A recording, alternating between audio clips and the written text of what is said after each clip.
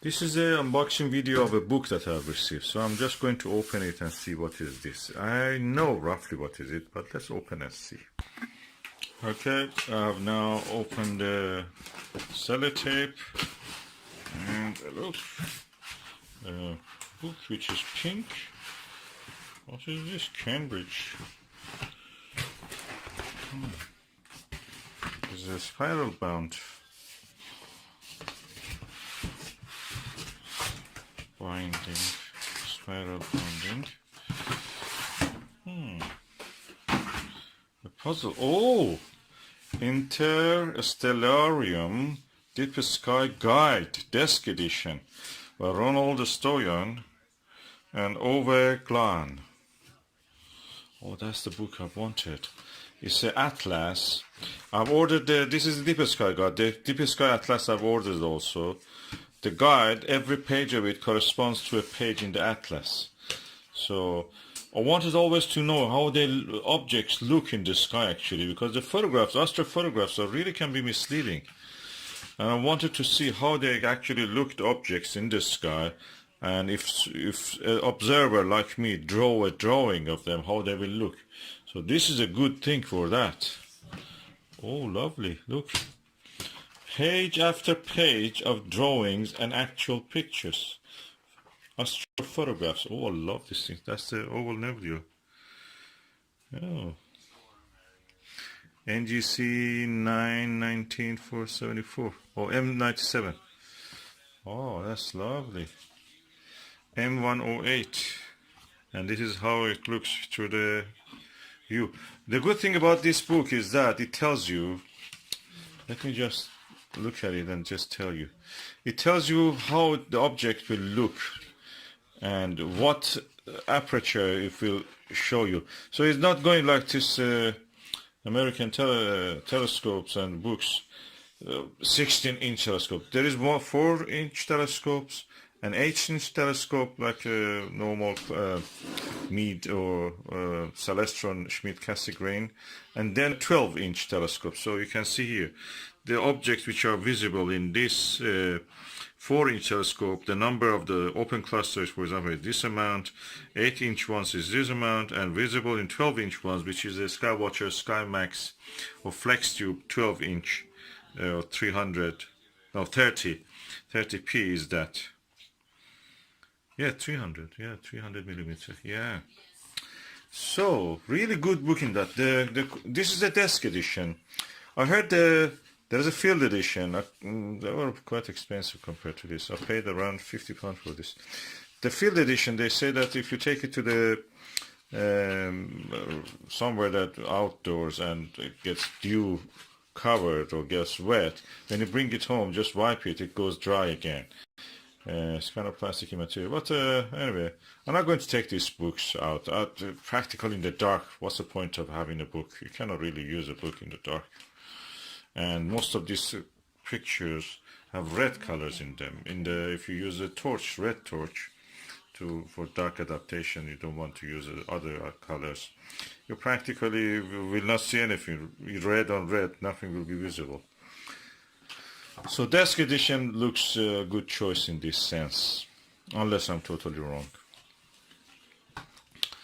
And look at that. Oh, I wanted this Horsehead Nebula. Oh, that's the way it looks. That's the way it should be seen in the... Oh, I can see more than this actually in my telescope. This is Alnilam or Zeta Orionis. And I saw this part which is barely visible. This is brighter than all of these other parts. And the nebula around it is completely visible. But this one is very tricky. You can see a lot of things, but like this nebulosity. But the dark patch, with my 8-inch, I have to yet to find a very dark place. Probably I can see it. I use a nebula filter and UHC filter or ultra black, Orion ultra black. I can see hints of this nebula, and probably I've seen this, but I'm not sure that it is there yet. So that would be nice. Oh, Orion Nebula and trapezium. Oh, this is lovely. Oh, I would. This book paid for itself, but just these 2 pages. Oh, I love that. I don't like these astrophotos that are overexposed. They don't show you the real thing. This is the real thing you will see in the telescope. This is the real thing. This is the real deal.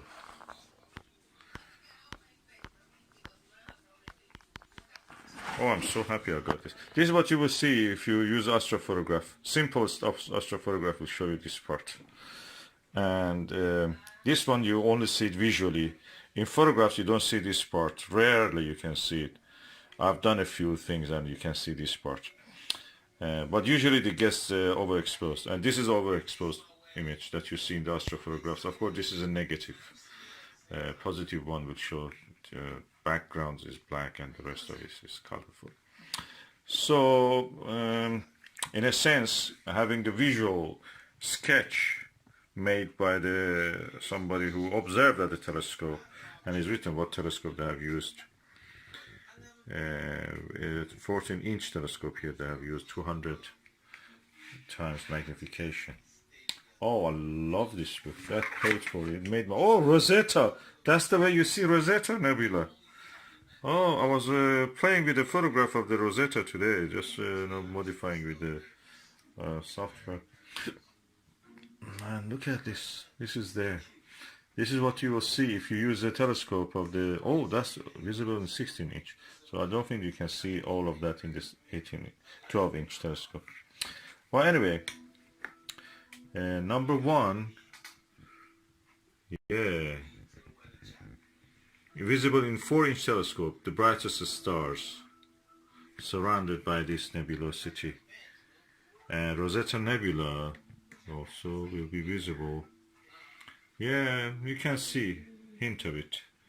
Ring of faint nebulosity. So that's the must-have for any astronomer. I was thinking about getting the oranometry. I have the Sky Atlas 2000. I have it. I don't need that more than that. I mean, I have also Cambridge's Pocket Atlas. Oh, many other atlases, little atlases. But this is something else. Also, the atlas of this comes to me, and I will show you that one when it arrives. But those books are not made by the people who actually observe the thing. This is by observers. These two guys are observers. These are their own drawings. These are their own astrophotographs. This is the thing you actually see in the sky. It's not some overexposed or used a lot of expensive gizmos to just show something. People are not competing now. This is another new snobbery. But how more expensive equipment you have, you can take a picture. Of course, if you're a photographer, you sell it, that's another issue. But just amateurs, I think it's getting out of hand. For me, these kind of simple things are good. Just showing how it looks under a book. So, the book is amazing. Full of data, full of lovely things. Look at this, how it is in astrophoto. How you actually see. This is with a... Is it 7? Oh, it's visible in the 4-inch telescope. You can see this in the 4-inch telescope. That's nice. But this drawing was made with a bigger telescope. Or what? I don't know what the UG means here. I have to look in the index anyway. Or you can buy the book and see it for yourself. And it ends with a beautiful catalog. All the NGC catalog is here. New General Catalog. Oh, look at the globular clusters. Oh, I love the way that it says visible in 4-inch, visible in 8-inch, visible in 12-inch, and challenges for big telescopes, for example. Number 5. This is the number 5 challenge for a big telescope. So nice to know. I think that amateur astronomy has really gone well this years.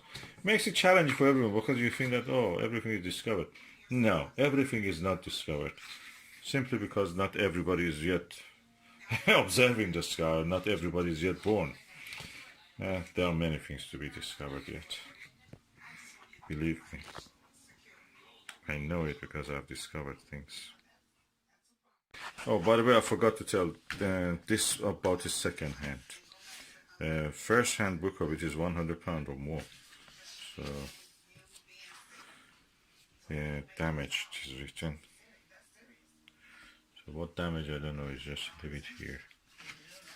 Anyway, damage for someone, for me, is a new book, and I can use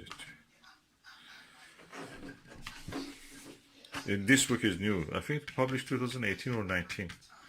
Yeah, really good, really good. You can check actually the date. Ocolon, by the way, is a German publisher. Germans and French have done a lot more than English people on these things. Unfortunately, it seems they are more in England. Yeah, everything is a little bit. People are really not having that. They're atomized. The society in England is really atomized. This is 2018. People are divided. They cannot really have the free time. You know, for creativity, you need free time. You need leisure. It seems in France they have leisure. In Germany they have leisure.